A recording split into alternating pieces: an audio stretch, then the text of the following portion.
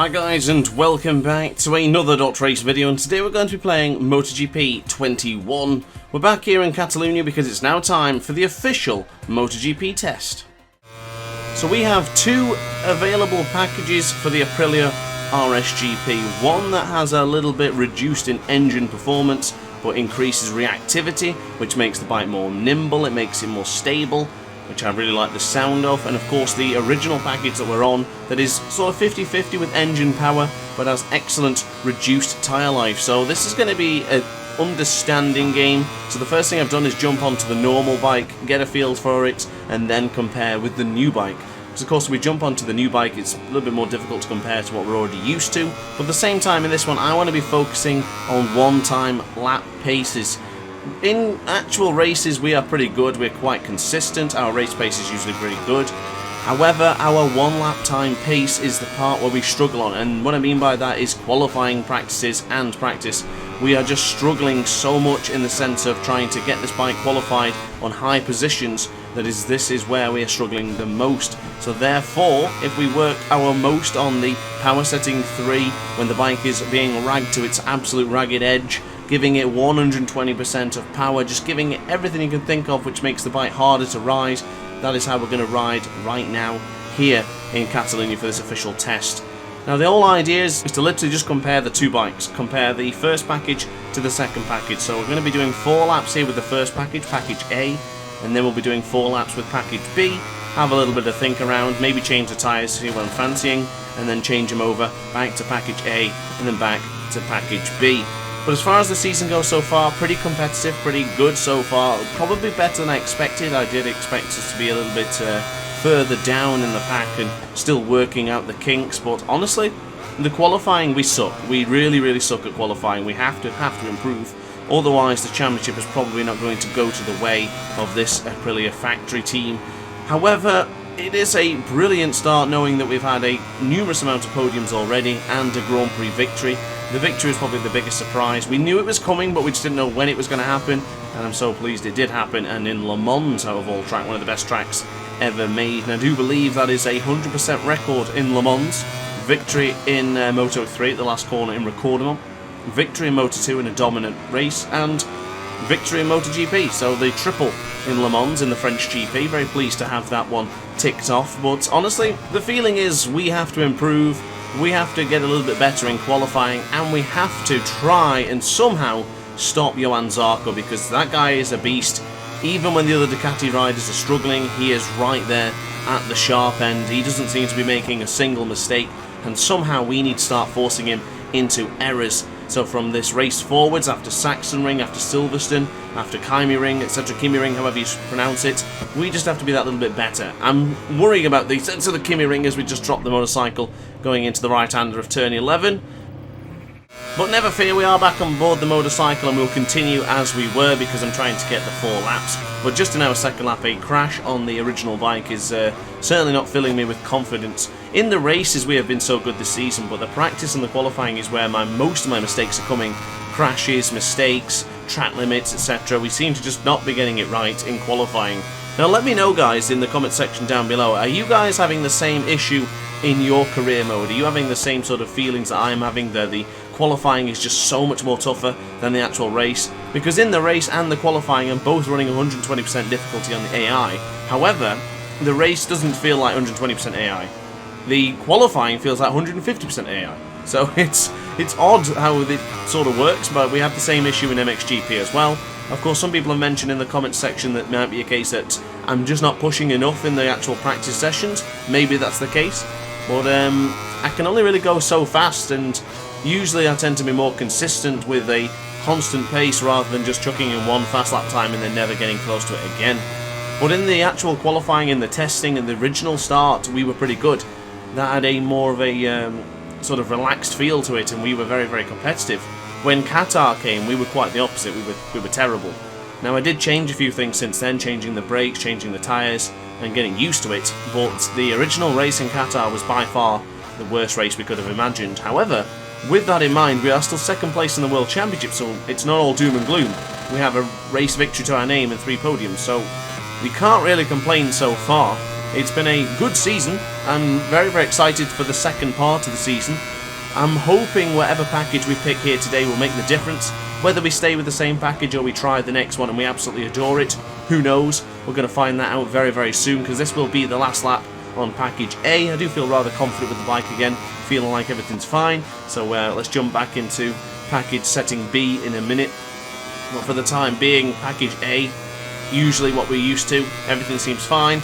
Everything's working in order. Catalonia was a great race for us anyway. We came from quite far back, worked our way through, and got a very good position. However, qualifying was the big issue. If we qualified higher, we could have been more competitive. It's definitely similar to Joan Mir and Alex Rins and the whole Suzuki team, where they can't qualify well, but in the races they are impeccable. It's definitely the similar situation for us, but it's odd because Lorenzo Savadori and Aleix Espargaro, they either qualify well when I don't, or they don't qualify well when I do. And so far this season it's been a case of just that. All three Aprilias have been inconsistent in the sense of qualifying, but in the races we have definitely been the best Aprilia on the grid. On the day of Sundays, it seems to be our day. Sunday ace, it certainly is a thing, and we're just going to have to continue from there. If we have to continue fighting for the World Championship from the lower end of the positions of starting in the grid, it's going to be very, very tough, but I tell you what a well-earned victory and championship that would be in general. There's a long way to go yet. We still have plenty of rounds. We've got some awful tracks coming up, and we've got some terrific tracks. So we're going to see how we go. I'm dreading the Kimi Ring. I'm dreading Sachsenring. Can't wait for Assen. Can't wait for Silverstone. Some great tracks coming up. So back to the actual testing itself, though. We're on package B now. So package B, of course, with the carbon fibre livery, as you can see on your screen right now. This is a more reduced engine power, but more increased stability. It's going to be reactions at times are going to be quicker. It's just going to be a more nimble motorcycle, and already it does feel very, very slightly different. Not enough to say, oh, this is definitely a different bike or a different package, but there's something different about it. And the concern I have is that the engine that we have is not great anyway, because we have struggled in the likes of the tracks that have got longer straights. We have to use a lot of power setting 3 and a lot of slipstream to ensure that we have a chance of staying with the best riders in the world. But our strengths are going into the brakes. We are pretty strong, especially going into Lokaisha. You've seen it in the video a couple of days ago. We were dominant. Absolutely brilliant going into Lokaisha. Pretty good in Mugello on the brakes going into San Donato. So similar stuff like that. If we can get good on the heavy braking zones, and we have a chance. If it's going to be a lot of long straights, a lot of long flowing corners, we tend to struggle. So it's definitely a gamble to go for something with reduced engine power. Already it feels great, and you can see in the lap times in the top right hand corner of your screen there, 0.7 of a second quicker than the 1:44.04 that we set with package A. So just in one lap we could have already beaten our previous best lap time with package A. So this is a great sign, but of course this is Catalonia, and this track is all about hard on the brakes, smooth acceleration out of corners, and just being very confident and nimble with the motorcycle. So this is probably not a telling sign, but already it's a good sign knowing that we are quite confident going in on this motorcycle, because confidence is key when racing. If you're not confident, no matter how fast the bike is, no matter how good it is, you're not going to get the job done. You could be on the slowest motorcycle in the world, but have the confidence, you'll still probably get the job done, or at least close enough to. Circa Franco Morbidelli, the worst bike on the grid effectively in terms of specs, because of course a B-spec Yamaha, still more than competitive than half of the riders in MotoGP.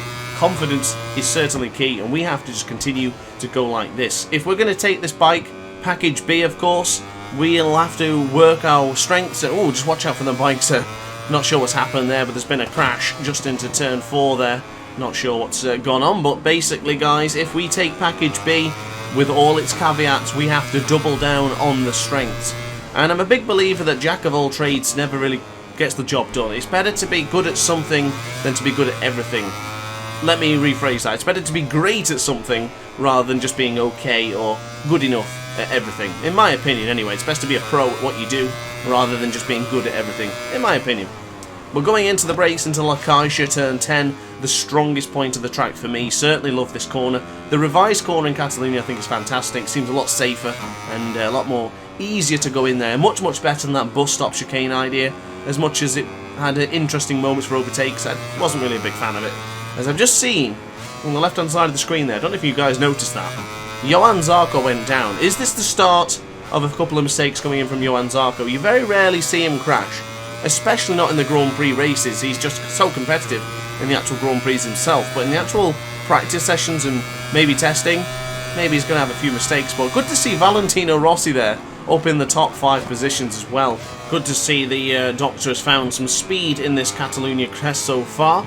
And of course, as far as the test goes, we have plenty of time to just work out the kinks and find our motorcycle's best for us. But the plan is still going to stay. I'll do 2 more laps on this package B. We'll jump back into the pits, probably change back to package A, go all out and go for a proper qualifying setup, and then potentially go for another qualifying setup with package B. Now in the past I always get asked about setups and how do I set the bike up. I'll be honest with you guys, I don't touch any of it. I don't understand enough about it, and I really don't think it makes a difference in the video game. Some people swear by them. For me, I don't touch them and I can still go pretty fast. One thing I have improved since the Qatar video is just literally focusing on the brakes, focusing on the acceleration, being a lot smoother with the right trigger. And one of the biggest things as well has been doing the upshifts myself. Now, you may or may not know this, but I only do the downshifts myself. Usually, with semi-automatic gears, I let the AI take care of the upping, shifting and the up gears. However, I've decided to start doing that myself now with a couple of corners. So coming out of specific corners and giving yourself that sort of maybe second gear opposed to third gear or first gear, trying different things like that, because even jumping up a gear on those sort of wheelie zones, if you will, such as coming out at Arrabbiata 2 in Mugello, every now and again you will get a wheelie. It's especially crucial for coming out to turn 3 in Austria as well. We yet to be there on this Aprilia, but of course I did the video a long time ago with Alicia Spargo with Aprilia in Austria, and I had to use the upshifts myself in a couple of corners. When I attempted to go for the world record as well with the 500cc Honda, of course with Wayne Gardner, I do believe it was. Oh no, I wasn't with Wayne Gardner, I used Wayne Gardner's helmet for my own rider. I had to use the gears myself in there as well, because of course those tight corners in first gear, when you bring on the acceleration, it's just a mess. The bike wheelies, and it's just difficult to get the bike in motion, to keep it in nice and tight. As we go a little bit wide into turn 4, watch out for the motorcycle in the middle of the track there, goodness me. No yellow flags or nothing. So unfortunately guys, that has ended our time with package B. Let that bike get repaired now, and let's go back onto package A. So 3 laps now of just fast-paced qualifying laps. Just go for it, 120%, just give it everything you've got to try and get the best possible result you can. So already in the first sector, down by 33 thousandths of a second to Jack Miller's time of a 1:39.503. We're trailing Alex Marquez here, so this could be very helpful, but it's probably not going to give us the best indication that we can. Further up the road there is as well Valentino Rossi. But there's that man again. Johann Zarco into second position, exactly where he needs to be, just learning the motorcycle, practicing with it to make sure he's at the top of his game. And don't forget, this is his first season on this factory Ducati, of course, the Desmond Tedeschi GP21. As we go on the left hand side now for TV3 for turn 7. Green flags are out, so something's happened somewhere on the track, but right now I guess it's not going to affect us. As we go into the right hand side for turn 9, very difficult corner to get right that. I always either go too tight or too wide, and as you can see, the mistake that has been made there by going too tight has cost us quite a bit of time. But firm on the brakes will go. Look at that rear wheel just sliding in to the corner of Lakaisha, up by 60 thousandths of a second, but we did lose a bit of time for sliding the rear. Probably not the best of timings in the world to go for a little bit of a drift going into the corner. There's Valentino Rossi there in 5th position. Hopefully we can get behind him and pick up some extra speed, because although it doesn't matter to be in the top couple of positions for the testing, it's just more of a sense of a feel-good factor knowing that we're in the top couple of positions. I mean, already we're up into 6th position, and we're only trailing by a 1/10.5 to Jack Miller, which has actually now just been improved. We go ahead of Valentino Rossi by 63 thousandths of a second. We're a 10th behind Miguel Oliveira now, as we go hard on the brakes into turn 1. Flick it onto the left hand side for turn 2, and we'll have Valentino Rossi to trail around this wonderful circuit. So now package A is effectively the fastest package that we've used so far, up by 63 thousandths of a second, so pretty consistent with both motorcycles, to be honest, in the sense of fast lap times. Now our lap times are probably not going to be as quick as the race or the qualifying, but we're just going to give it everything we've got to try and get a good understanding and the feeling of both of these packages. To see the difference and to feel the difference is a different thing entirely. So I'll tell you what, behind the Doctor now, we've followed him in the race and he was impeccable just like we were. We started far back on the grid, worked our way through up together. We got a little bit further ahead than he did. I think we moved all the way up to 4th position and potentially could have had a podium if we'd not qualified better, which of course is another dig to myself there to qualify better. Really have to. As we get alongside the Sepang Racing Team rider there, Rossi's actually already on his package B, if you will, so the second package working wonders for the Doctor right now as we went around the outside. This could be another improvement. It's probably not going to be by much, but still an improvement is an improvement nonetheless. On the right hand side we'll go for turn 11, still using power setting 3 of course, and medium tyres, TCS on 3, anti-wheelie 4 and engine braking on 4 as well. And this could be the lap to put us even further up the timing sheets. Of course, dominated by 3 Ducatis right now from Miller, Zarco and Bagnaia, but full acceleration across the line we will go. Is this going to be enough? It's going to go, not quite. Down by just 16,000th of a second, but look at those 2 laps there.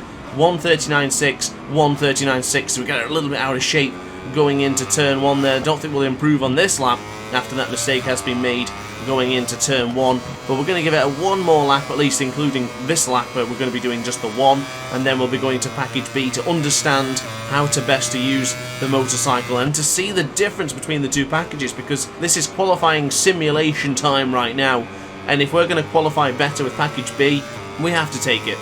We have to qualify better. That is the downfall of us this season, so we'll have to take the advantage no matter what. Even if the advantage is little, we have to take it. We just have to go everything we can do to improve qualifying, because I think it's more down to me. The way I do the videos is I'll jump into the practice session, do however many laps I feel is appropriate, move on to the qualifying, do however many laps is appropriate, and then move to the race. I spend more time doing the race than the actual qualifying because, well, I need to get content done, unfortunately, so I can't spend all day just trying to improve all my laps and just trying to get better with the motorcycle, because unfortunately time is short and I don't have all the time in the world. But unfortunately we've run it wide into the Kaisha for turn 10. We aren't going to improve on this lap, so we might as well head back into the pits and swap to package B. So it's now time for package B.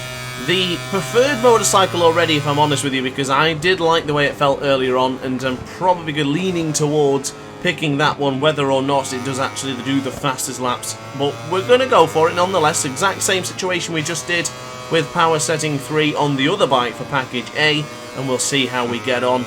Now, I probably could have tried a few different things, package B with power setting 2, package A with power setting 2, etc. Different tyres, but the majority of the time I use medium tyres. I use medium tyres for both front and rear, and power setting 3 is what we need for qualifying. In the past I did try qualifying with just power setting 2 to see if it was the power of the motorcycle is what I was struggling with, and it wasn't really so much the power of the motorcycle, it was the fact that I couldn't sort of replicate it into the right trigger. Now when you're pressing R2 or right trigger, depending which console you're on, it's about being smooth, and it took me a while to fathom that out. I didn't fathom it out in Qatar. It took me a bit of time off camera to understand and to learn it, but finally after I did learn it, wow, the difference is unbelievable. When I first started playing this game I was obviously putting way too much acceleration on, the tyre was just burning up to death, and the amazing part is it's just being gentle. You just have to be that little bit more gentle. It doesn't feel like you're going as fast, but believe me guys, it is totally going faster, and that is all by being smooth, concise and controlled. And I tell you what, we've been chatting away there, and we're on a very fast lap time. I've not really mentioned it, but running it a little bit wide into the Europe car there is probably going to scupper a bit of our chances, but we were on a very fast lap time there, but nonetheless, it's still going to be quick. Across the line we will go, and that is top position. Oh, it's second position, I just missed out. But wait, are we on the exact same lap time? We're on the exact same lap time to Jack Miller right now, a 1:39.503. So that means Jack Miller's lap time, his second lap time that is a little bit quicker than our lap time, so therefore he is still top spot. But of course it doesn't actually matter, but we have split up the Ducatis, and that feels good to split all the Ducatis. It's the Italian manufacturers against each other this season.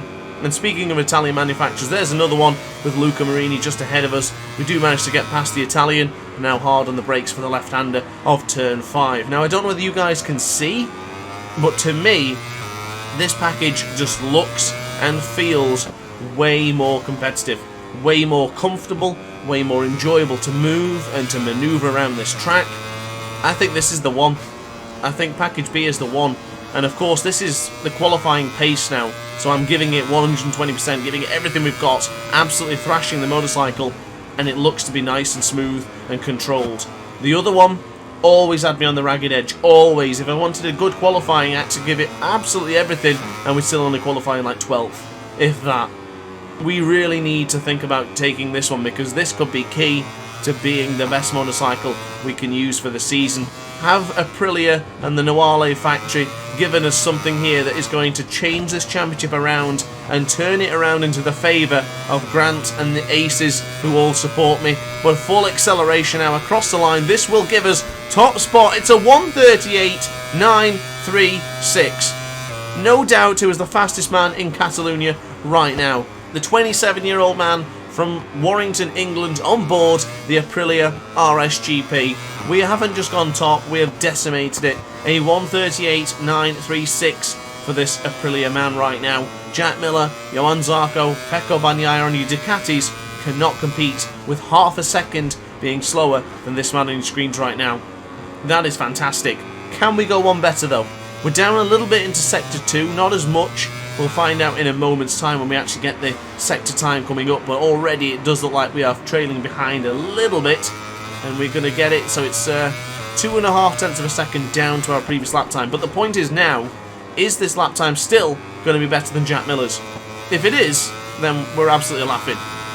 Absolutely laughing. Jack Miller's lap time was a 1:39.503, and this is already going to look like it's going to be better than that. Not quite good enough to beat our 1:38.936, but however, it's still going to look very, very good on the actual lap times. And to tell you what, Package B, I think, has stolen my heart.